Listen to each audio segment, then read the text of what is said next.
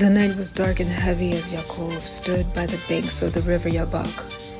His heart was troubled, for the next day he was to meet his brother Esau, whose wrath he had fled many years before. Yaakov had sent gifts ahead, hoping to appease Esau, but fear gripped him. Would his brother accept him, or would he strike him down? Yaakov turned to his family, his wives, his children, and all his possessions, and said, "Cross over the river now. I must remain here alone tonight." The sound of the rushing river filled the air as Yaakov watched his family disappear into the distance. Alone, under the vast sky, he prayed aloud, "O Yahuwah, Elohim of my father Abraham, and Elohim of my father Yitzhak, you who said to me, 'Return to your land and to your kindred, and I will do you good.' I am not worthy of the least of all the mercies and truth you have shown to your servant.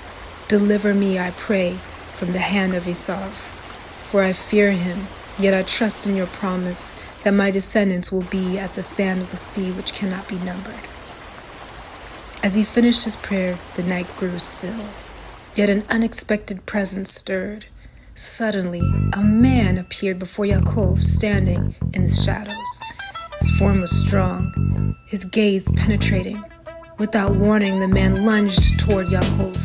Startled, Yaakov braced himself and grappled with the mysterious figure. Their bodies collided with force and they tumbled onto the ground. Neither spoke. Their breaths ragged as they wrestled through the night. The man's strength was immense, yet Yaakov fought with all his might. The hours passed and the night deepened. Yaakov's muscles burned, but he refused to yield.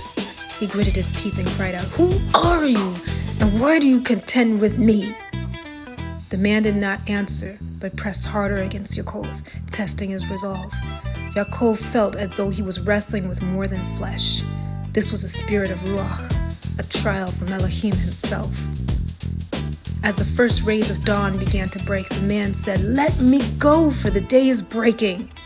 But Yaakov, with fierce determination, clung to him and shouted, "I will not let you go unless you barach me." The man paused, his gaze piercing Yaakov's soul. "What is your name?" he asked.